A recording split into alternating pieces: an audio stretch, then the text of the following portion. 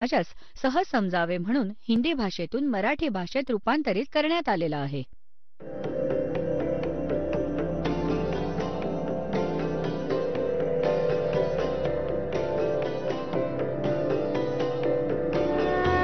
और ज्ञान सब ज्ञानडी कबीर ज्ञान सो ज्ञान और जैसे घोड़ा तोब कायम करता चले मैदान. जगद्गुरु तत्वदर्शी संत रामपालजी महाराजांचे अमृत वचन सर्व पवित्र धर्मांच्या व पवित्र शास्त्रांच्या आधारावर. पुण्यात्म्यांनो, परमात्म्याने येऊन आपल्याला ज्ञान दिलं. दुख में सुमरण सब करे, सुख में करे ना कोई.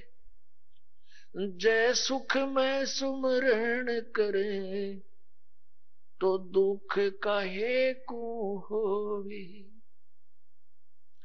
सुख में सुमरण किया नहीं, दुख में करते याद. कह कबीरता दास की, कौन सुने फरियाद. परमात्म्याने येऊन सांगितलं की दुःखात तर सगळेच भगवानाचं स्मरण करतात आणि सुखात मात्र स्मरत नाहीत. सुखात स्मरण केलं नाही आणि दुःखात मात्र स्मरण करतात. कबीर म्हणतात की पण ही तक्रार ऐकतो तरी कोण. तर पुण्यात्म्यांनो, ज्या व्यक्ती आज स्वतःला या खोट्या सुखात सुखी मानतात आणि त्या या आपत्ती येण्याआधीच त्या परमेश्वराच्या चरणी लीन होतात, भक्ती करतात, तर त्यांच्या वाट्याला येणारे कष्ट कर्माचे कष्ट नाही येणार. आणि जो या खोट्या सुखात रमलाय, पुण्यात्म्यांनो, प्रत्येक प्राण्याचं प्रारब्ध बनवलं जातं. प्रारब्ध म्हणजे आमच्या पुण्य आणि पाप तिथे भगवानाच्या दरबारात संचित आहे, डिपॉझिट आहे बँकमध्ये. तर त्यायोगे आपल्याला मनुष्य जीवन येतं ॲव्हरेज रेशोने. पुण्याच्या हिशोबाने पुण्य काढलं जातं आणि पापाच्या हिशोबात पाप, दोन्हींचं मिश्रण करून आपल्याला एक मनुष्य शरीर मिळतं. ज्यांचं पुण्य जास्त संचित आहे त्यांचा पुण्याचा रेशो जीवनात जास्त असतो, परंतु पापांचा समावेशही नक्कीच होतो. तर जोपर्यंत पुण्य चालतंय तोपर्यंत हा विचार करतो की माझ्यावर काहीही होणार नाही. आणि जेव्हा पापांचा विषय सुरू होतो तेव्हा हा भरकटतो, रडतो, वाईट पद्धतीने डोकं आपटून मग परमात्म्याचं स्मरण करतो. त्यावेळी मग परमात्मा त्याविषयी म्हणतात, अच्छे दिन पाछे गए, गुरु से किया ना हेत. अब पछतावा क्या करे, चिड़िया चुगेगी खेत. मग परमात्मा दयाळू आहे. म्हणतात, पीछे गई सो जान दे, ले रहती को राख. उल्टी ला चढ़ाइयो, करो अपूठी चाक. आता ते दयाळू काय सांगतात की चांगले दिवस मागे पडले, सद्गुरूंचा शोध घेतला नाही आणि आता पस्तावून काय फायदा. वेळीच आपल्या शेताची राखण केली नाहीस, त्यातल्या पिकाला चिमण्यांनी खाऊन टाकलं. मग परमात्मा म्हणतात कि चेत सके तो चेत ले, आधा आधा पदा उभार.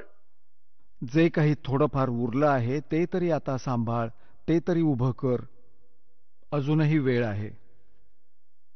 आता काय सांगतायत परमात्मा, जसं काही बुजुर्ग लोक आहेत, वृद्ध झालेत बिचारे, हे तत्वज्ञान न मिळाल्याने, आध्यात्मिक ज्ञान न मिळाल्याने आपल्याला जे ट्रेनिंग मिळतं परिवारांकडून, नातलगांकडून, कुटुंब कबिल्याकडून, समाजाकडून यातून केवळ एवढंच मिळतं की बाबा आपलं करून खा, घेऊन दे. हे तर एका नेक माणसाचं, पुरुषाचं कर्तव्य बनतं. हे तर कर्तव्य असायलाच हवं. परंतु याचबरोबर आपल्याला भविष्यासाठी जे करायचं होतं, ती परमात्म्याची साधना, धर्म, पुण्य करायचं होतं, ते ज्ञानावाचून वंचित राहिलं. आणि ते ज्ञान मिळतं सद्गुरू आणि संतांकडून.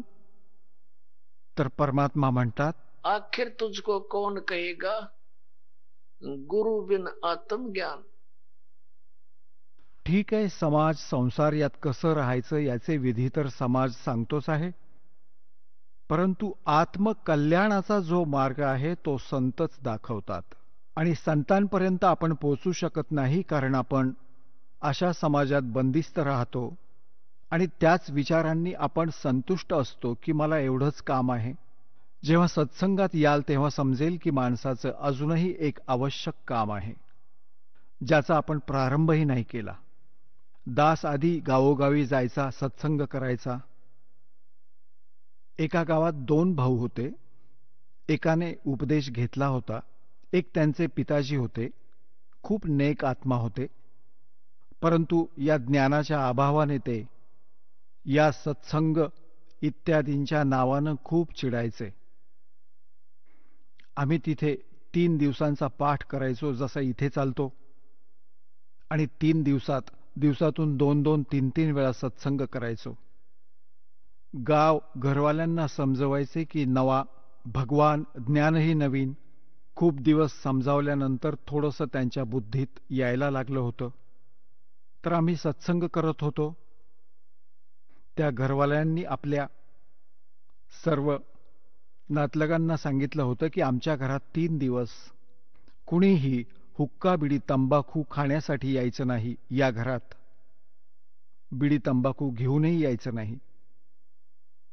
तर काय झालं की त्यांचा म्हातारा वरती गच्चीत अंगणात, उन्हाळ्याचे दिवस होते, वरती हुक्का भरून घेऊन बसला आपल्या दुसऱ्या मुलाकडे. आम्ही सत्संग करत राहिलो. मग रात्री जेव्हा सत्संग संपत आला, पहिल्या दिवशी सत्संग ऐकला दिवसा, मग रात्रीही ऐकला. तर दुसऱ्या दिवशी रात्री जेव्हा सत्संग समाप्त झाला, म्हातारा खाली आला. जवळजवळ 70 वर्षांचा होता तो.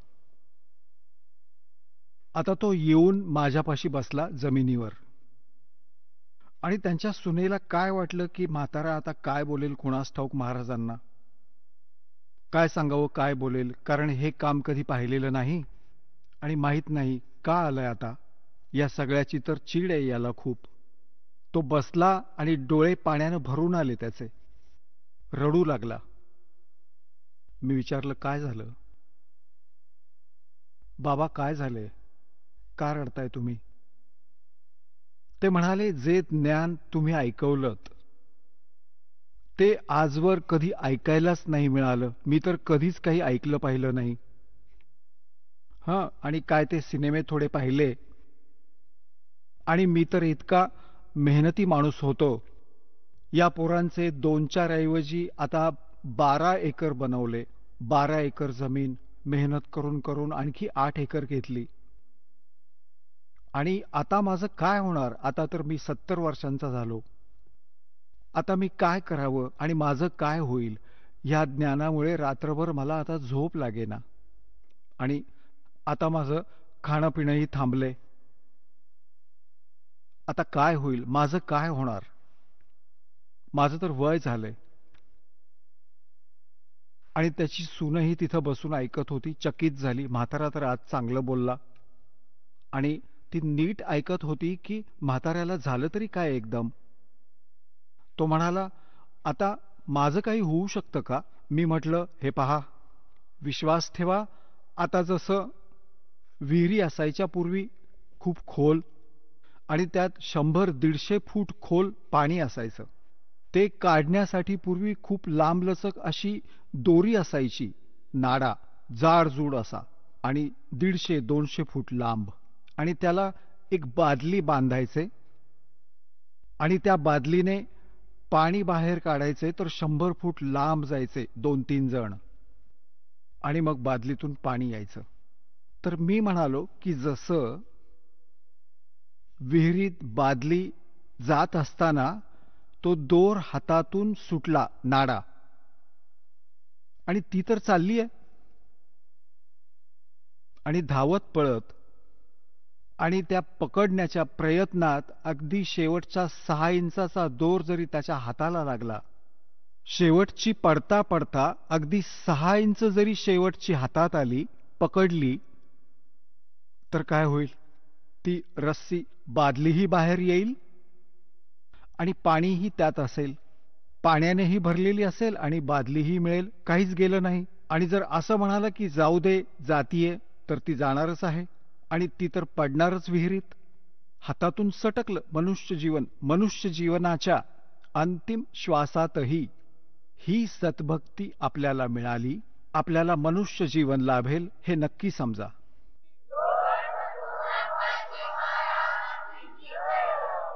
आणि आपलं वय आता 70 वर्षांचं आहे. ॲव्हरेज 80-90 तर माणसाचं वय मानतो आपण, आणि तुम्ही तर चांगले ठणठणीत कडक दिसता आहात.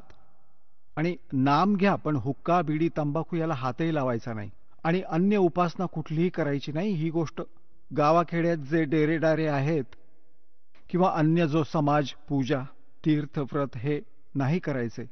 ते म्हणाले की मी तर काहीच करणार नाही, मला तर पिच्छा सोडवायचा आहे, मी का करू? आणि केलं, सगळं केलं, आयुष्यभर कष्ट उचलले, मला दीक्षा द्या. त्याची सूनबाई म्हणाली, दादा हुक्का फार पितोस तू, नाम घेऊन हुक्का नाही प्यायचा. तो म्हणाला, तू बघ तर खरं, मला तर माहीतच नव्हती ही गोष्ट, आग लागो या हुक्क्याला, सोडून देईन, गाढव होईल, कुत्रा होईल, जीवनाची माती होईल माझ्या. पण संतांचे वचन आहेत हे, ते खोटे नाही होणार मुली. तर पुण्यात्म्यांनो, म्हातारपणात हा कुठे पळून जाणार? नाम घेतलं त्या भक्तानं, आणि 10-15 वर्ष जगला आरामाने अगदी, मग मृत्यू पावला, नि मोक्ष मिळाला. म्हणतात की जीना तो थोड़ा ही भला, जस सत सुमरण हो और लाख वर्ष का जीवना लेखद रे नहीं कोई. आता पुण्यात्म्यांनो, जसं बालक भक्ती करू लागतं, खूप चांगली गोष्ट आहे, परंतु हे ज्ञान माहीत असलेला म्हातारा तो जीवाची बाजी लावेल. हे माहितीये की रोज हाच विचार, आपलं वरचं तिकीट कधीही निघेल, उतारावर आहे जीवन, कधीही ढळून जाईल. शेवटी दिवस किती राहिलेत? 60 नंतर उलटी गिनती सुरू झाली. लक्षात ठेवलं पाहिजे म्हाताऱ्याने. चांगली जीव तोडून भक्ती करा आणि आपला पिच्छा सोडवा. आणि हे तर असं पडू नये, जसं एक कवीचा एक शब्द आहे, विना ज्ञानाने असे दुःखी होतात. हेर नर धोखे धोखे लुट गया आगी अंत घड़ी रे आगी अंत घड़ी.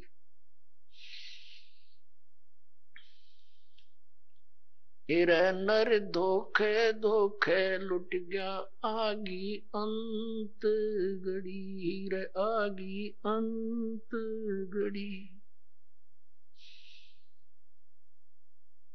तर मग काय म्हणतात? पोता ब्यालो या मन में रही और एली करवा जो खडी. वरचं तिकीट तयार आहे, आणि हा आस लावून बसलाय की भगवान नातवाचं लग्न पाहतो मग मरतो. आणि मग काय म्हणतो की त्याला एक पोरगा होऊ दे, मग मी घर बांधतो आणि मग मरतो. सांगा, अशा प्रकारच्या आस्था या अज्ञानामुळे म्हातारपणी आणखी वाढतात. आणि जेव्हा ज्ञान मिळेल तेव्हा आपली माळ घ्या आणि बसा कोपऱ्यात. ना पत्ते खेळतात, ना हुक्का पितात, ना गप्पा मारतात. दिवस रात्र एक वेळ करून आपल्या भक्तीमध्ये वेळ घालवायचा. तर पुण्यात्म्यांनो, या प्रकारे परमात्मा सांगतात की झालं गेलं ते विसरून जा. और ले रे तीन राख उल्टी ला चढ़ाइयो करो अपुटी चाक. आगम निगम को खोज ले बुद्धि विवेक विचार. उदय अस्त का राज मिले तो बिन नाम बेगार. आता काय म्हणतायत परमात्मा? काय सांगतायत परमात्मा? की आठवण करून देतात की थोडीशी जरा विवेकाची कास धर हे प्राण्या. अगम निगम को खोज ले और बुद्धि विवेक विचार, उदय अस्त का राज मिले तो बिन नाम बिगारे. बिगार म्हणजे काय होतं? आम्ही लहान असतानाच्या वेळी 3 चाकी होत्या पेट्रोलवर चालणाऱ्या, ज्याला हे गणेश म्हणायचे.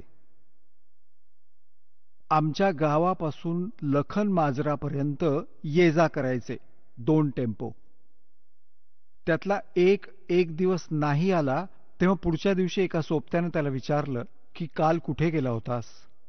तो म्हणाला, मी काल रिकाम्या कामात अडकलो होतो. बिगार काय होती तर आधी पोलिसांकडे गाड्या बिड्या तर नव्हत्या, आणि मग कोणालाही पकडायचे अशा एखाद्या भाड्याच्या गाडीला, कुठे धाड टाकायची असेल, कुणी एखादा चोर भामटा पकडायचा असेल तर या टेम्पोवाल्याला घेऊन ते दिवसभर फिरायचे. तो पेट्रोल पण आपल्या पदरचं घालायचा आणि मग पूर्ण दिवस इकडे चल तिकडे चल. सकाळी पकडायचे ते रात्री 12 वाजता सोडायचे. 1 मिनिटभर उसंत नाही आणि खर्चही खूप.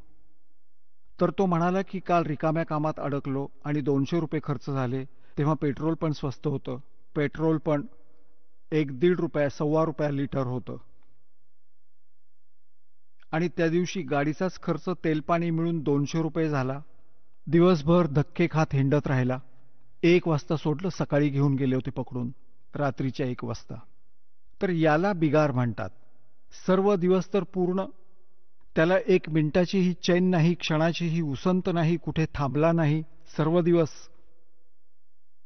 तो असा वेगाने धावत होता आणि पदरमोड करून, स्वतःची मजुरी बुडवून आणि रात्री येऊन पडला आणि स्वतःच्याच पदरचा खर्च करून 1 क्षणभरही थांबलं नाही आणि सारा दिवसभर चाकं फिरतायत. याला बिगारी म्हणतात की जो पाहणाऱ्याला वाटायचं की दिवसभर भरपूर प्रवासी घेऊन फिरत असणार हा, पण बिगारीत अडकला होता. तर परमात्मा आठवण करून देतात की जे परमात्म्याची भक्ती नाही करत, तो भले पूर्ण पृथ्वीचा राजा असो, आपल्याला तो असा दिसतो की त्याच्या मागे पुढे सॅल्यूट मारणारे आहेत, खूप जय जयकार करणारे आहेत. परमात्मा म्हणतात हा तर 3 व्हीलरवाला आहे, आपल्या पदरचे पैसे खर्च करतो आणि खूप व्यस्त असल्याचं दाखवतो. अंतिमात्र याची मातीच होणार हे ध्यानात ठेवा.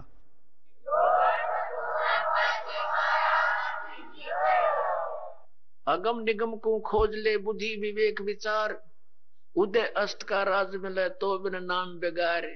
इथे भक्ती नसेल तर हा राजा पूर्वजन्मीच्या कमाईला बर्बाद करतोय आणि पुढची मजुरी तर याची भरत नाही, कारण हा नामस्मरण ठीक करत नाहीये.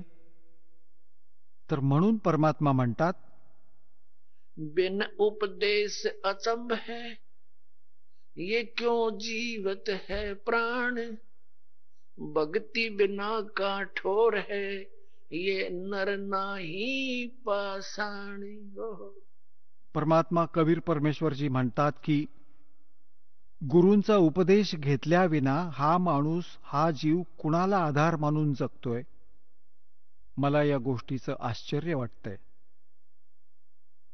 आणि भक्ती वाचून आधार नसलेला हा नर नाही, हा तर पाषाण आहे, दगड आहे, जो हे मनुष्य जीवन बर्बाद करतोय, तेही विना आधार. जर आपण मुलांना आधार मानत असू तर आपला मृत्यू होत असेल तर कसली आपली ही मुलं? आपल्या समोर जर मुलं मरण पावली म्हणजे हा आधार निराधारच होता आमचा. चूक होती आमची की आम्ही याचसाठी जगत होतो. आपला आधार असायला हवा मोक्ष, आणि मोक्षासाठी पूर्ण संत असण्याची आवश्यकता आहे, सद्भक्तीची आवश्यकता आहे. तर ते सर्व योगायोग या कलियुगात येऊन एकत्र होतात, जी आता आपल्यावर कृपा केली आहे परमात्म्याने. संत पूर्ण असावा, पूर्ण परमात्म्याची भक्ती असावी, शास्त्र अनुकूल असावा, नाम देण्याचा अधिकारी असावा. तर असा संयोग, असे नंबर कधी कधी जोडले जातात, जे आज सगळे नंबर मिळाले आणि आता केवळ नाम घ्यायचं आहे, वाईटापासून वाचायचं आहे, मोक्ष होऊन जाईल. परमात्मा काय म्हणतायत? यो सौदा फिर नाही संतो, यो सौदा फिर नाही, यो सौदा फिर नाही रे संतो, ये सौदा फिर नाही।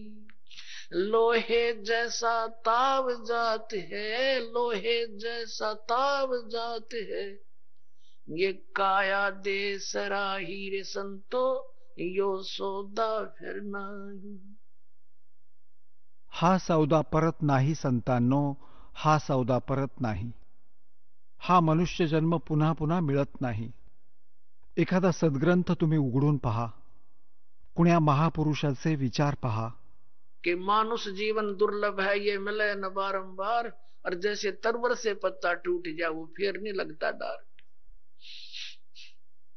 परमात्मा कबीर साहेब जी म्हणतायत कि इडकी दे दे, रोएगी सुरता जो तू चालेगी अकेली। ज्या परिवारासाठी तू संपूर्ण दिवस पशुसारखा राबत असतोस, आणि जेव्हा तुझा मृत्यू अगदी समीप येईल, रोग होईल, दुर्धर आजार, तेव्हा तो विचार करतो की आता काय होईल भगवान, माझी मुलं आहेत, यांचं काय होईल। परमात्मा म्हणतात तू भक्ती कर, मला शरण ये, तुझं आयुष्य मी वाढवेन आणि तुझ्या मुलांचंही मी रक्षण करेन। म्हणूनच आपण भगवानाचा शोध आपण घेत होतो, भक्ती करत होतो, की आपल्या वाईट काळात अशी भगवान मदत करतो।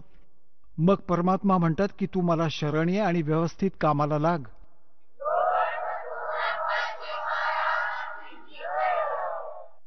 मानुष जन्म दुर्लभ है, ये मिले न बारंबार। म्हणतात हुंदके देत देत रडेल हा आत्मा।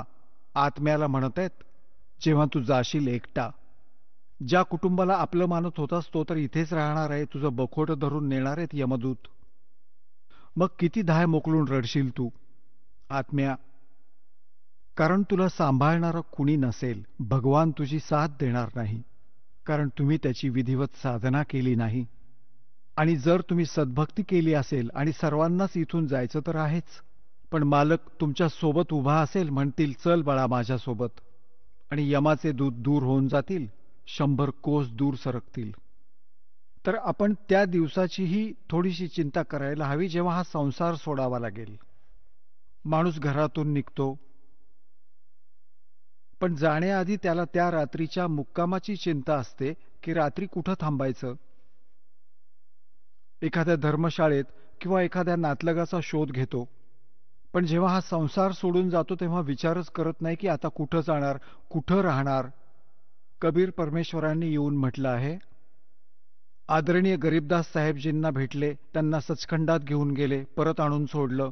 मग त्या महिम्याला गरीबदास साहेबजींनी त्यांच्याच द्वारे दिल्या गेलेल्या ज्ञानाबद्दल अशा प्रकारे सांगितलं आहे, आग गए ना बावड़े, रहते भी सब जाही, बिन साहेब की बंदगी कहीं ठोड़ ठिकाणा नहीं। जे आधी निघून गेले आपले पूर्वज, ते तर काही सांगायला आले नाहीत की आमची काय स्थिती झाली, की चांगली झाली, आणि उरलेले पण जाणारच आहेत। आणि साहेबांच्या भक्तीशिवाय म्हणजे परमात्म्याच्या भक्तीशिवाय काही ठाव ठिकाणा नाही। आता परमात्मा कोण आहे?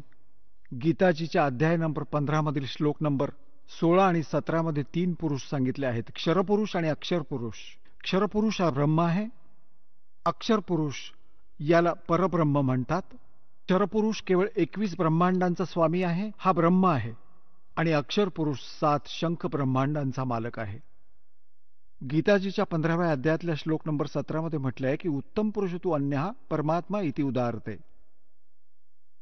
तो या दोन्हींपेक्षा श्रेष्ठ परमात्मा आहे। वास्तविक भगवान तर वेगळाच आहे, ज्याला परमात्मा म्हणतात, आणि तोच तिन्ही लोकात प्रवेश करून सर्वांचं पालन पोषण करतो। आता परमात्म्याच्या भक्तीविना, आता आमचा परमात्मा, आमचा साहेब कोण तर कबीर साहेब आहेत, ते परमाक्षर ब्रह्म आहेत, जे कधीही विनाश पावत नाहीत। त्यांची साधना करणारे प्राणी पुन्हा संसारात परतून जन्म मृत्यूच्या फेऱ्यात परत येत नाहीत। गीताजीच्या 18व्या अध्यायातील श्लोक नंबर 62 आणि गीतेच्या 15व्या अध्यायातील श्लोक नंबर 4 मध्ये ही कॉन्सेप्ट स्पष्ट आहे। गीता ज्ञानदाता म्हणतो की त्या परमेश्वराला शरण जा, त्याच्या कृपेने तू परमशांती सनातन परमधामाला प्राप्त होशील। जिथे गेल्यावर साधक परतून संसारात कधीच येत नाहीत. त्या परमात्म्याची भक्ती करा. तो गीता ज्ञानदात्यापेक्षा दुसरा आहे, अन्य आहे. आता काय म्हणतायत की जर आपण ब्रह्मा विष्णू महेश किंवा ब्रह्म किंवा परब्रह्म व अक्षर पुरुषाची भक्ती केली तर जन्ममृत्यू सतत राहतील. यांचाही जन्ममृत्यू आहे आणि त्यांच्या अंतर्गत जितके प्राणी आहेत त्यांचाही, आणि त्यांच्या साधकांचाही जन्ममृत्यू सतत राहील. आता जसं आपण इथं खूप आरामात राहताय, मुलं आहेत, नातवंड आहेत, किंवा मुलं आत्ता लहान आहेत, शिकत आहेत, माता पिता आहेत, किंवा विवाह झाला आहे, तर मग आशा आहे की मूल होईल, त्याचं संगोपन असं करेल. तर इथून तर एक दिवस निघावं तर लागेलच. ते कधीही होऊ शकतं. चला, आता इथून मृत्यू झाला, पुण्यपापाच्या आधाराने स्वर्गात गेलात. स्वर्गाचा सुद्धा सीमित वेळ आहे जसा इथला आहे. ती वेळ पूर्ण झाली की तेही म्हणतील तिथून चला जबरदस्तीने. जसं इथून जबरदस्ती मृत्यू झाला तसंच तिथेही जबरदस्ती, बलात्कार होईल, जबरदस्ती, बळजबरीने. मग नरकात ढकललं जाईल पाप पुण्याच्या आधाराने. जेव्हा पापकर्म पूर्ण होतील तेव्हा तिथून निघा, नरकातून गाढव व्हा. गाढवाची योनी पूर्ण झाली की मग कुत्रा व्हा, चला. आणि कुत्र्याची वेळ पूर्ण झाल्यावर चला डुक्कर व्हा, आणि मग चला माणूस व्हा, आणि पुन्हा चला स्वर्गात, आणि पुन्हा चला नरकात. तर इथं परमात्मा म्हणतात, आगे गई ना बावडे रहते भी सब जा, अर्बन साहेब की बंदगी किती ठोड ठिकाणा ना. सगळं चला चला सुरू आहे. तर त्या चला चलाचा नाश आता होईल, या ज्ञानाने होईल, कबीर भगवानांकडून होईल, आणि या खऱ्या नामस्मरणाने होईल जे दासाजवळ आहे.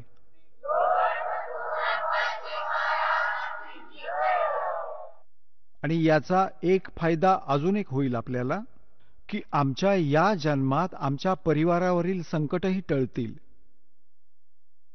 आपलं आयुष्य शिल्लक नाही तरीही वाढवेल असा भगवान आहे हा. आपलं आयुष्यही वाढवतो.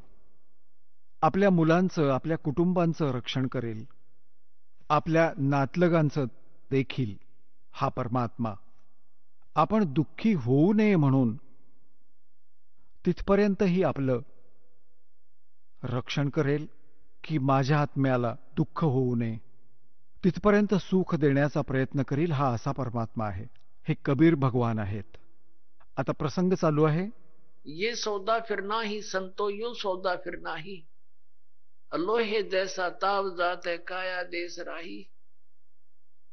तीन लोक और भवन चतुर्दश सब जग सौदे आही, और दुगने तिगने किए चौगने किन्हू मूल गवाही. ओय होय. हे मानव शरीर असं जाणा जसे कारागीर असतात. जसा आपला शेतकरी कुटुंबात जन्म झाला या दासाचा, घरातले म्हणत असत की जा, हा नांगराचा जो फाळ आहे याला टोकदार करून आणायचा आहे, लोहाराकडे घेऊन जा. लोहाराकडे घेऊन जात असे, तो भट्टीत द्यायचा तो फाळ, आणि अशी आयरन फिरवायचा तो. जेव्हा तो पूर्णपणे लाल होत असे फाळ, त्या नांगराला एक लोखंडाचा लांब दांडा होता, आणि जेव्हा तो पूर्ण तापला जायचा तेव्हा लगेच काढून त्या आयरणीवर धरायचा आणि म्हणायचा की घण मारा, जोर जोरात मारा, मग थंड झालं की मग काही फायदा नाही. तर लगेच म्हणजे गरम लोखंडावर लगेच घाव घालून त्याला पूर्ण टोकदार बनवून देत असे. असेच गरम लोखंडावर घाव घालून हे लोहार लोक, कारागीर, जसे हे स्क्रूड्रायव्हर वगैरे जे काही उलथनं चमचे हे बनवत असत. तर जेव्हा गरम आहे, गरम असताना घाव घातले, लोहावर घण घातले की त्याचं जे हवं असेल ते आपण बनवू शकतो. थोडंसं थंड झालं की मग पुन्हा त्यावर हातोडे मारले तर त्याचा काही उपयोग नाही, वाकड तिकडं होऊन जाईल. तर अशाच प्रकारे परमात्म्याने सांगितलं की आपलं मनुष्य शरीर जोपर्यंत आहे, हे लोखंड तापलेलं आहे आपलं, आणि या गरम लोखंडावर घाव घातले तर काहीतरी होईल, आणि हे लोखंड थंड झालं, मृत्यू झाला, तर मग वाकडी तिकडी तोंड होतील कुत्र्या डुकरांसारखी. त्याची वस्तू नाही बनणार ज्यासाठी हे लोखंड तापवून गरम केलं होतं. तर हे जोपर्यंत ये लोहे जैसा ताप जात है और काया देश राही. हे मनुष्य जीवन आपलं बर्बाद होत आहे याला सांभाळा. मग ते सांगतायत की 3 लोक और भवन चतुर्दश ये सब जग सौदे आही और दुगने तिगणे किए चौगणे किन्हू मूल गवाही. पुण्यात्म्यांनो, जसा कोणी बिझनेसमॅन 10-5 लाख रुपये घेऊन दुसऱ्या शहरात जातो, ते त्याचं मूळ धन आहे, त्याचं 5 लाख रुपये. तिथे जाऊन एखाद्या धर्मशाळेत किंवा कुठल्या हॉटेलमध्ये खोली भाड्यानं घेतो. त्यानं तिथं जाऊन त्या मूळ धनाला दुप्पट तिप्पट चौपट करायला बिझनेस करायला हवा. ज्या उद्देशानं तो ते घेऊन गेलाय, ज्या योगे तो नफा मिळवतो, सौदा करतो, विक्री करतो, काम करतो, दुप्पट तिप्पट करतो. आणि जर कुणी त्या मूळ धनातूनच दारू पितोय, गुटखा खातोय, हॉटेलचं भाडंही देतोय आणि दारू पितोय, खातोय आणि आरामात जाऊन झोपतोय, तर तो आपल्या मुळाचाच नाश करतोय, मूळ धनाचा नाश करतोय. ज्या उद्देशाने तो ते 5 लाख रुपये घेऊन गेला होता की याचे 15 लाख बनवीन, तर तो झाला सफल. आणि ज्याने मूळ धनाचा नाश केला तो झाला असफल आणि कर्जबाजारी आणि मजूर. जसं कोणाकडून तरी कर्ज घेऊन जात असत पूर्वी जुन्या जमान्यात, ते काय करायचे, कोणी गरीब व्यक्ती जी कर्ज परत करू शकत नसेल तर त्याला मजूर म्हणून कामाला लावायचे की माझी मजुरी कर आणि पूर्ण कर. तर परमात्मा म्हणतात, हे मनुष्य जीवन आपल्याला श्वासाची पुंजी मूळ धन मिळालं आहे. हे मूळ धन तुम्ही दुप्पट तिप्पट चौपट करायला हवं होतं. आणि ज्याला सत्संग ऐकायला नाही मिळाला त्यांनी आपल्या मुळाचा नाश केला. परमात्मा म्हणतात के दुगने तिगणे किए चौगणे किन्हू मूल गवाही. यो सौदा फिर नाही संतो, यो सौदा फिर नाही. आता दुप्पट तिप्पट कोण करतंय आणि मूळ धनाचा नाश कोण करतंय? दुप्पट तिप्पट ते प्राणी करतायत जे सत्संग समजून परमात्म्याचा उपदेश मानतात, भक्ती करतात, दान करतात, सेवा करतात, परमात्म्याची भक्ती करतात. ते आपल्या या मनुष्य जीवनाच्या पुंजीला दुप्पट तिप्पट चौपट करतायत. ते सावकार होत आहेत. आणि जे या मनुष्य जीवनामध्ये आपला केवळ आपल्या निर्वाहापर्यंत मर्यादित आहेत, दारू प्यायले, झोपले, सिनेमा पाहिला, पत्ते कुटले आणि मूर्खासारखे पडून राहिले, सिनेमा पाहिला, तर ते आपल्या मूळ धनाचा नाश करत आहेत. यानंतर परमात्मा काय म्हणतायत, जे भक्ती नाही करत, काय म्हणतायत की ये दम टूटे पिंडा फूटे हो लेखा दरगाह माही और उस दरगाह में मार पड़ेगी तेरे यम पकड़ेंगे बाही. की यमाचे दूत तुझ्या बाह्या पकडून घेऊन जातील इथून. और जादन की वो डरनी लागे लज्जा रे अकनाही. मग परमात्मा काय म्हणतायत कि जा सतगुरु की मैं बलिहारी जो जामन मरण मिठाही. आता गरीबदास साहेब जी म्हणतायत की त्या सद्गुरूसाठी मी अर्पण होईन जे जन्म मरणाच्या महान फेऱ्यातून माझी सुटका करतील.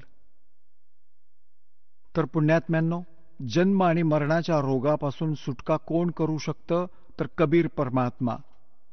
आणि कबीर परमात्म्याचा प्रतिनिधी म्हणजे त्याचा कृपापात्र आणि त्याची भक्ती साधना सांगणारा संत जो साधना देईल, त्या साधना त्या भक्तीद्वारा परमपिता परमात्मा कबीर साहेब आपल्या जन्म आणि मृत्यूच्या फेऱ्याचा हे नाश करतील. आणि ना तर ब्रह्माजी आणि विष्णूजींच्या साधनेने आपले जन्म मरण नाश होऊ शकते, कारण ते स्वतः नाशवंत आहेत. ना शंकर भगवानाच्या भक्तीने, ना दुर्गाच्या भक्तीने, ना ब्रह्मच्या भक्तीने. गीता ज्ञानदाता हे ब्रह्म आहे, श्रीकृष्णामध्ये प्रवेश करून म्हणतात. हे स्वतः म्हणतायत 2 अध्यायातल्या 12व्या श्लोकात, 4थ्या अध्यायातल्या 5 आणि 9व्या श्लोकात. गीताजीत अध्याय नंबर 10 श्लोक नंबर 2 मध्ये गीताजीच्या हा गीता ज्ञानदाता म्हणतो की अर्जुना, तुझे आणि माझे खूप जन्म झाले आहेत, तू नाही जाणत, मी जाणतो. तर याची भक्ती करणारा जन्ममरणातून कसा सुटू शकेल जर हाच जन्ममरणात आहे? गीताजी 15व्या अध्यायाच्या श्लोक नंबर 16 आणि 17 मध्ये स्पष्ट केला आहे की 2 पुरुष आहेत, क्षरपुरुष आणि अक्षरपुरुष. अक्षरपुरुष हा 7 शंख ब्रह्मांडांचा स्वामी आहे आणि परमक्षर पुरुष जो 15व्या अध्यायातील 17व्या श्लोकात सांगितला आहे की उत्तम पुरुष तू अन्यहा, आणि 8व्या अध्यायातील 3ऱ्या श्लोकात म्हटलं आहे की तो परमक्षर ब्रह्म आहे जो गीता ज्ञानदाता सांगत आहे. तर त्याच्या भक्तीने जन्म मरणाच्या फेऱ्याचा नाश होईल. तो असंख्य ब्रह्मांडांचा स्वामी आहे, सर्वांचा मालक आहे. तो क्षरपुरुषाचाही प्रभू आहे आणि अक्षरपुरुषाचाही मालक आहे. तो अनंत, त्याच्या अतिरिक्त जितकी ब्रह्मांड आहेत सगळ्याचा तो ओव्हरऑल कंट्रोलर आहे. तर तो अविनाशी आहे. तर अविनाशीची भक्ती केल्याने तेही अविनाशी होऊ शकतात, कारण त्याच्या लोकात जातील जिथे ज्याची भक्ती करतील त्यालाच प्राप्त होतील. तर तिथे जाऊन जन्ममरण मिटेल. जन्ममरण कसं मिटेल? तर तो परमात्मा कबीर साहेबजींचा प्रतिनिधी असेल, त्यांचा संत असेल, त्यांच्याद्वारे पाठवलेला. जसे विष्णूजींचे कोणी उपासक संतांकडून भक्ती घेतात गुरूंकडून, तर तेच तिकीट काढेल विष्णूजींच्या लोकाचं. आणि जो ब्रह्मची साधना करणारा गुरु आहे, ब्रह्म, त्याच्याकडून कोणी नाम घेतलं तर ब्रह्मपर्यंतच त्याचं तिकीट काढणार तो. आणि हा दास बनवेल सरळ सतलोकापर्यंत, बेडा पार होईल.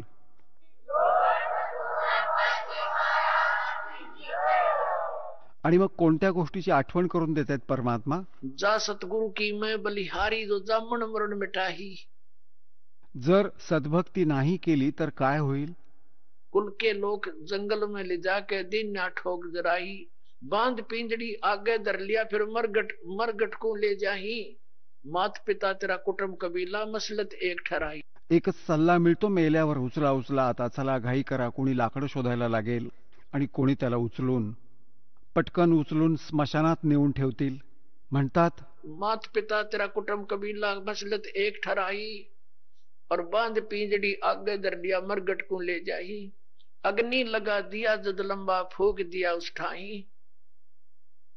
आता तर काम झालं. शरीर नाश तर पावणारच होतं, नाहीतर किडे पडले असते. असं हे शरीर आहे.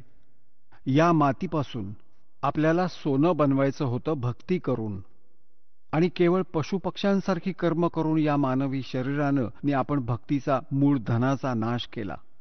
आणि मग पुढे काय होतं की जो भक्तीच करत नाही कसली, त्याची पुढे खूप लांबलचक कहाणी आहे.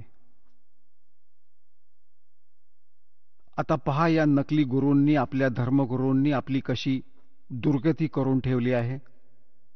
परमात्मा म्हणतात, गरीबदास साहेबजी परमात्म्याकडून प्राप्त ज्ञानास कसे डिफाईन करतात की मरणाऱ्यावर केले अंतिम संस्कार. त्याची माती सुद्धा नाही सोडली, उचलून नदीमध्ये सोडली. आणि मग काय येतं की म्हणतात की मग पुराण बांधून पंडित आले आणि मग गरुड पुराण वाचलं. आता पुण्यात्म्यांनो, परमात्मा आपल्याला आठवण करून देतात की मृत्यूनंतर जे गरुड पुराण वाचलं जातं त्याचा फायदा, लाभ काय होतो. गरुड पुराणात हे लिहिलं आहे की जो प्राणी भक्ती नाही करत त्याला यम, आणि ना तो दान पुण्य करत विधिवत, तर यमाचे दूत त्याला पकडून घेऊन जातात. अशा रस्त्याने घेऊन जातात जिथे तांब्याच्या जमिनीवरून, तापलेल्या लोखंडावरून अनवाणी घेऊन जातात. तिथे भंडारे चाललेले असतात. अन्य जे पुण्यकर्मी प्राणी आहेत ते खाणं खात असतात आणि त्याला तहान भूक सतावत असते. यमाच्या दूतांना सांगत असतो की मला खाणं खाऊ द्यात. ते म्हणतात, खबरदार, तुला खाणं खाता येणार नाही, कारण की तू पुण्य नाही केलीस. तो रडतो, खूप वाईट पद्धतीने विलाप करतो, त्याची वाईट अवस्था होते. आणि मग ते म्हणतात की चला याला धर्मराजाकडे घेऊन चला, आणि काय आदेश होतो तशी तुझी परत पिटाई करू.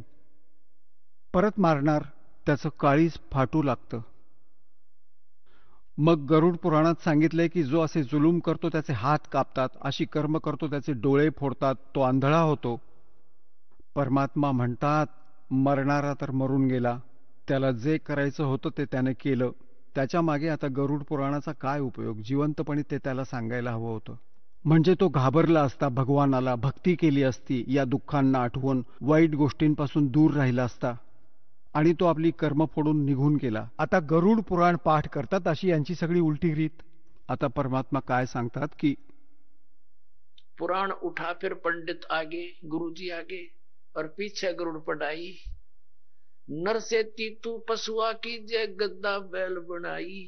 ये 56 भोग कहा मन बोरे की तर कुरडी चरणे जाई. ओय पुण्यात्म्यांनो, ह्या काळाने आपली बुद्धी इतकी क्षीण करून टाकली. आपण हा विचार करतो की आपला आज जो थाट आहे मनुष्य जीवनात, हवं त्यावेळी जेवण करा, भूक लागताच, जेव्हा हवा असेल तेव्हा चहा करून प्या, काजू मनुके सफरचंद खातात, हलवा खीर खातात हवं तेव्हा. परमात्मा म्हणतात की जर इतक्या सुविधा भगवानानं दिल्या आहेत तर त्याचं कामही काही वेगळं असणारच. जर आपण सद्भक्ती नाही केली, गुरु धारण नाही केला, तर मग काय होणार? नर से तीतू पशुआ की जय गद्दा बैल बनाई. ये 56 भोग कहा मन बोरे की तर कुरडी चरणे जाई. ओय होय. पुण्यात्म्यांनो, आपलं जे हृदय आहे ते इतकं कट्टर झालं, इतकं ज्ञानहीन झालंय आपलं हृदय की आपण हे ऐकूनही खरं वाटत नाही की खरंच आपली वाईट अवस्था होईल. आणि हीच सगळ्यात मोठी चूक जीवाला लागली आहे. ठीक आहे, स्वतःची बुद्धी काम करत नसेल तर संतांची वचनं ऐकली पाहिजेत. आता कित्येक जसं आपण आपल्या नातेवाईकांना किंवा कुठल्या मित्रांना स्नेह्यांना म्हणतो की बाबा राम नाम घे, भक्ती कर, गाढव होशील, कुत्रा होशील, जीवन मातीमोल होईल, तर ते काय म्हणतात, कुणी बघितलंय, बघू पुढे. आता हे काय बोलणं झालं? आता मेल्यानंतर त्याच्या मागे गाढव बनल्यावर पुढे काय बघणार? मग कुंभार बघेल, 2.5 मणाचं पोतं ठेवून कमरेवर मारेल लाठी. बघायचं तर आत्ता बघ, वाईट ते सोड आणि भक्ती कर भगवानाची. पहा, कुणी अंध चालला आहे कुठल्या कुमार्गावर, चुकीच्या मार्गावर, समोरून कुणी डोळस आला आणि त्याला सांगतोय की सूरदास, हा तुझा रस्ता योग्य नाही, तू भयंकर जंगलात जाऊन पोहोचशील आणि तिथले हिंस्त्र पशु तुला खाऊन टाकतील. आता जर तो शुद्धीत आहे, तो अंध, तर डोळसाच्या बोलण्यावर विचार करायला हवा की याने का सांगितलं असावं हे, आणि लगेचच त्या मार्गाचा त्याग करायला हवा. आणि जर त्याने भांग पिऊन ठेवली असेल तर तो म्हणू शकतो की बघूया ना पुढचं कोणी पाहिलंय. आता डोळस असं सांगतोय ते त्यानं पाहिलं म्हणून तर तुला सतर्क करतोय, तुझा शत्रू थोडाच आहे तो. अंधाला दिसत नाही, डोळसाचं ऐकत नाही, मग मर विहिरीत पडून. तर हे संत महात्मे ज्यांनी भगवानाला पाहिलं आणि तिथल्या सर्व विधानाला परिचित होऊन आले, आपल्याला ज्ञान दिलं की ह्या ज्या क्रिया तुम्ही करता आहात त्याने चुकीच्या मार्गाने जात आहात, त्यांचा त्याग करा. आता हे संत महात्मा जे होते हे डोळस होते, यांना तत्वज्ञानयुक्त दृष्टी होती आणि आपण आंधळे आहोत, तत्वज्ञानहीन प्राणी आहोत आणि आम्ही डोळसांचं ऐकणार नाही, आम्हाला दिसत नाही. आणि ज्यांनी पाहिलंय ते सांगतायत त्यांचं आम्ही ऐकत नाही. मग तेच होईल जे अंधाच्या बाबतीत झालं, पडा खड्ड्यात. तर काय सांगतात, सुखदेव ने 84 भुगती बना पजावे खरगो. तेरी क्या बुनियाद प्राणी तू पेंडा पंथ पकडवो. परमात्म्याच्या या ज्ञानानं आपल्याला कळतं की एक सुखदेव नावाचे ऋषी होते आणि ते आपल्याकडील सिद्धीमुळे आकाशात उडत असत, परंतु कुणी गुरु नव्हता केला ना ते सद्भक्ती करत. मागच्या जन्मातील पुण्यकर्मामुळे, भक्ती शक्तीमुळे त्यांची बॅटरी चार्ज होती, म्हणून हवेत उडायची सिद्धी प्राप्त होती. एक दिवस साधू संत महात्म्यांच्या गोष्टी सुरू होत्या आणि त्यांना सांगितलं गेलं, ते स्वतःही भगवान विष्णू लोकात गेले होते. विष्णूंनी त्यांना नाकारलं होतं की आपण गुरुहीन आहात, आपला गुरु नाहीये, परत जा, गुरु करा आणि मग या. मग त्यांनी अन्य संतांशी चर्चा केली तर सगळे म्हणाले की सुखदेवजी, आपण गुरु नाही केलात, ही मोठी चूक केली आहे तुम्ही. हे जे आपण आज हवेत उडत आहात म्हणून आपल्याला असं वाटतंय की आपण खूप काही मिळवलंय. याला काही अर्थ नाही की जोपर्यंत गुरु नसेल. गाढवाच्या योनीत जाल. जेव्हाही त्यांनी हे सगळं ऐकलं त्यांना लगेचच आपला मागचा जन्म स्पष्ट दिसू लागला. मग सुखदेव ऋषींनी सांगितलं की एकेकाळी मी गाढवाची योनी भोगत होतो. अंध झालो होतो. माझ्या मालकाने सोडलं होतं. लाठी मारून घरातून हाकलून दिलं. चालत चालत एका पायवाटेवरून जंगलाकडे निघालो. जंगलात वनाकडे चाललो होतो. पुढे एक ओढा लागला. अचानक माझे पाय त्या ओढ्यात पडले गेले. मी म्हटलं आता उडी मारू, पण परत पाय वर येत नव्हते. तरी मी उडी मारली. ओढा रुंद होता, 2-2.5 फुटांचा, 3 फुटांचा. तर मी मध्येच अडकलो. चारही पाय लटकले. मागून पुढून त्या नाल्याच्या दगडांमध्ये अडकलो. एखाद दुसरी व्यक्ती जात होती त्या रस्त्याने. खूप दूर होता नगरापासून. तर कुणीही मला बाहेर काढलं नाही. एकट्या दुकट्याने तसा प्रयत्न सुद्धा केला नाही. माझ्यावर पाय ठेवून तो ओलांडला. माझी पायरी केली. 10-15 दिवस भोगल्यानंतर जीवन अंत झाला. आता ती दुःख आठवतात आणि भक्ती करतो की इथे परमात्मा ही आठवण करून देतात की सुखदेव ने 84 भुगती और बना पजावे खरवो. खरबो म्हणजे गाढव. वीटभट्टी असते उंच उंच, जे कुंभार लोक बनवत असत आधी. वीटभट्टी, त्यावर विटा बनवत जायचे. बाहेर माती, ती राख लांब नाही फेकता येत कारण ते स्थान तसं नव्हतं. त्यावरच रचत असत. ते खूप उंच होत जायचं. तर परमात्मा म्हणतात सुखदेव ने 84 भुगती बना पजावे खरवो और तेरी क्या बुनियाद पराणी तू पेंडा पंथ पकडवो. तुझी काय अवकात आहे भोळ्या आत्म्या. तर हा रस्ता पकड. हा मोक्ष मार्ग आहे. या मनुष्य जीवनाला नष्ट नका करू. आता इथे आदरणीय गरीबदास साहेबजी सांगत आहेत. परमात्मा कबीरजींकडे संकेत करीत आहेत. नरसेती तू पसवा की जय गद्दा बैल बनाई. ये 56 भोग कहा मन बोरे कहीं कुरडी चरणे जाई. ओय पुण्यात्म्यांनो, या सत्संगातील वचनांनी हा अज्ञानाचा खांब उभा आहे आपल्या हृदयात. या परमात्म्याच्या या हातोड्यांनी, या तत्वज्ञानानेच हे फुटेल. आणि मग स्वप्नात देखील भीती वाटेल आपल्याला तुमची ही पापकर्म हटल्यावर, हा सत्संग ऐकल्यावर. पाप खूप वाढली आहेत म्हणून यावर विश्वास बसत नाही. संत जे सांगतायत ते खरंच होईल, कारण संत नेहमी खरंच बोलतात. आता आज आपण किती सुंदर आहार घेतो, आणि तेही छोट्याशा कामाविना, परमात्म्याच्या नामाविना. काम करता करता भक्ती करा, चालता फिरता भक्ती करा, हे विधान आहे. हठयोग कोणत्याही सद्ग्रंथात लिहिलेला नाही.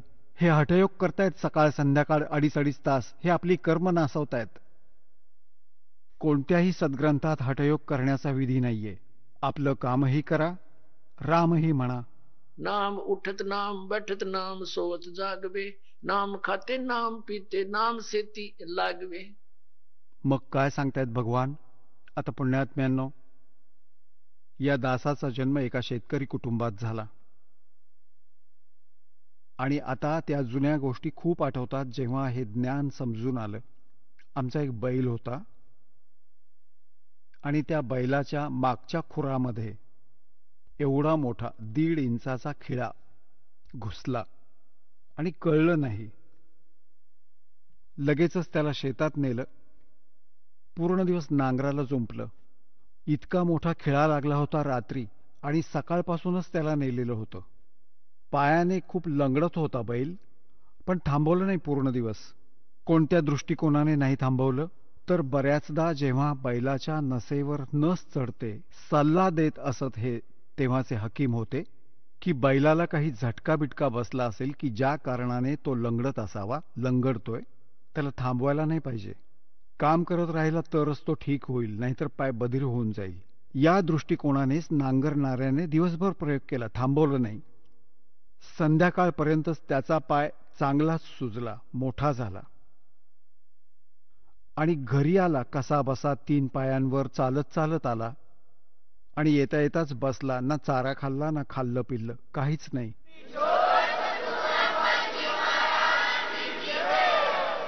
चला आता आपण त्या श्रद्धाळूंचे अनुभव जाणून घेऊयात, ज्यांनी जगद्गुरू तत्वदर्शी संत रामपालजी महाराजांकडून दीक्षा प्राप्त केलेली आहे, तसेच त्यांच्याद्वारा सांगितलेल्या भक्ती मार्गावर चालत आहेत.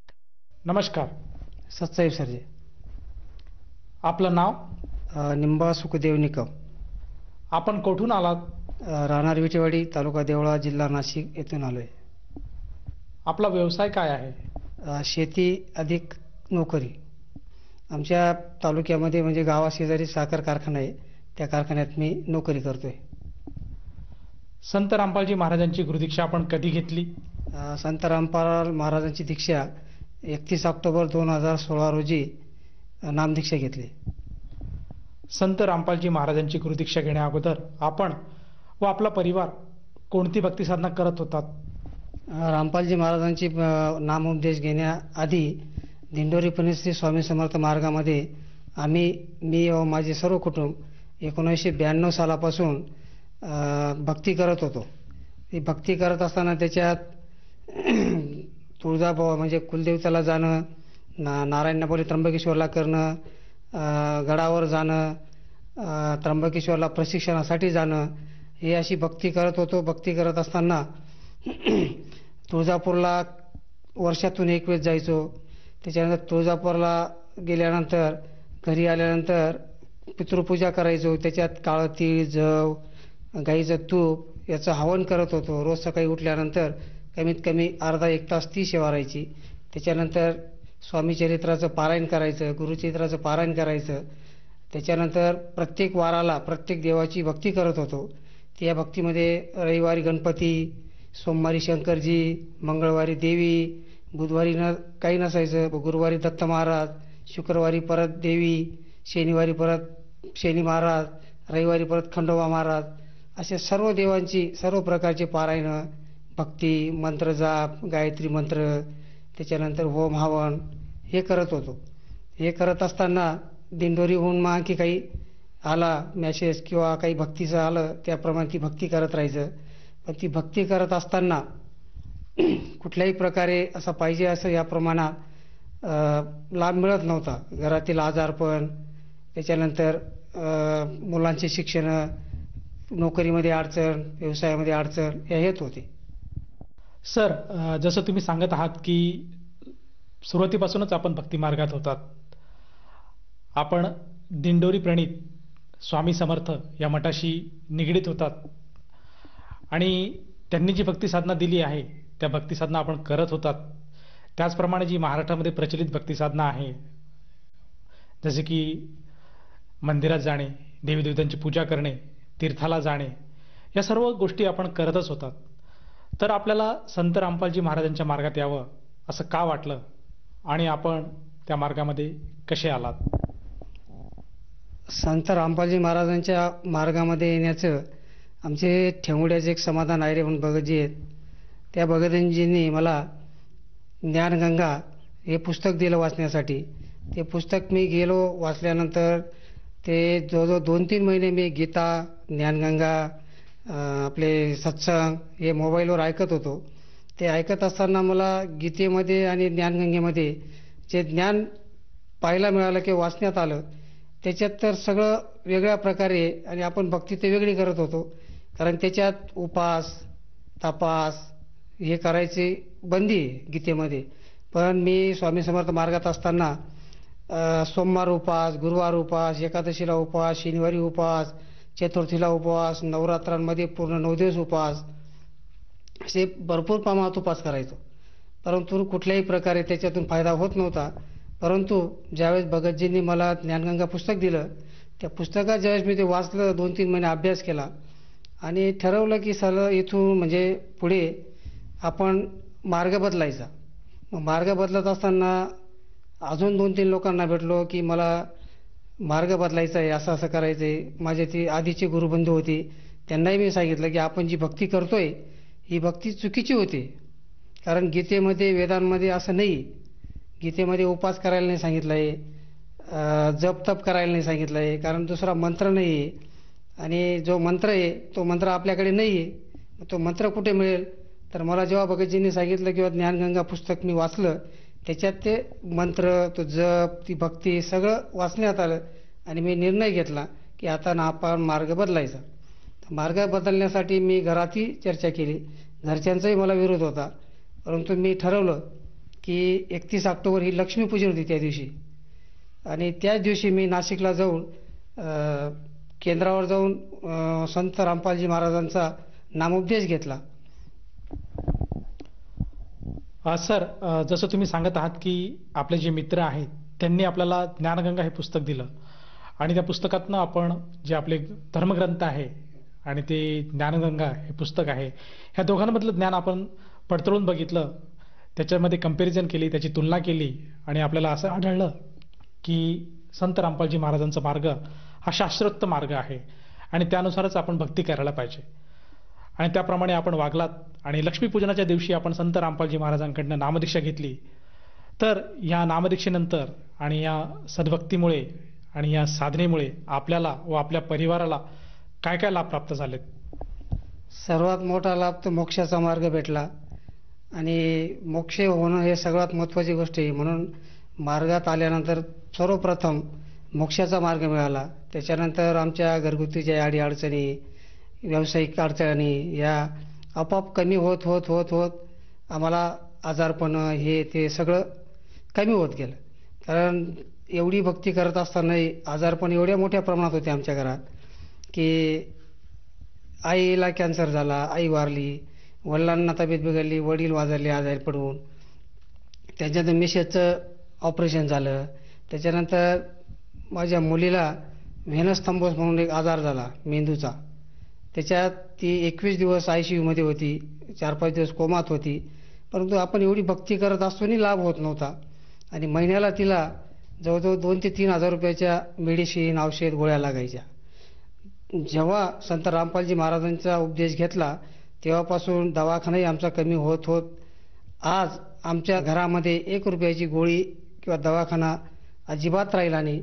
म्हणून हा मोक्षाचाही मार्ग मिळाला, आणि आपल्याला वैयक्तिक पण कुटुंबाला सगळ्यांना व्यवस्थित प्रकारे लाभ मिळतोय आम्हाला.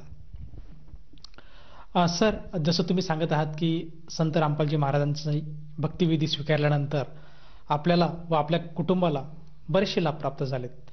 तर या अनुषंगाने जे आपले पूर्वीचे गुरुबंधू होते त्यांना, आणि त्याचप्रमाणे जे आपले नातलग आहेत आणि जो श्रोतावर्ग, जो प्रेक्षक वर्ग आज आपल्याला बघत आहेत, त्यांना आपण काय संदेश द्याल? संत रामपालजी महाराजांचा जो सत्संग चालतो तो सत्संग बघावं. त्याच्यात जे वेदांमध्ये, गीतेमध्ये जे आपल्या शास्त्रानुसार भक्ती करायचे प्रमाण आहेत, पुरावे आहेत, ते बघावे. आणि सर्वांना विनंती की त्यांनी पण संत रामपालजी महाराजांच्या मार्गात यावं आणि आपला मोक्ष कल्याण करून घ्यावं, एवढी मी त्यांना विनंती करतो. सर, जसं तुम्ही सांगत आहात की आज संत रामपालजी महाराजांचे सत्संग हे विविध चॅनल्सवर प्रसारित होत आहेत, आणि त्या अनुषंगाने जर कोणा साधकाला किंवा व्यक्तीला नामदीक्षा किंवा गुरुमंत्र घ्यावायचा असेल तर ती व्यक्ती गुरुदीक्षा किंवा नाममंत्र कसा घेऊ शकेल? टीव्हीवर जो सत्संग चालतो त्याच्या खाली पट्टीवर नंबर येत आहेत, नामदान केंद्राचे नंबर आहेत, तिथून फोन करून जवळच्या केंद्रावर जाऊन विनाशुल्क मोफत नामदान प्राप्त करता येऊ शकतं आणि भक्ती करायला हे मिळू शकतं. धन्यवाद सत्साहेब.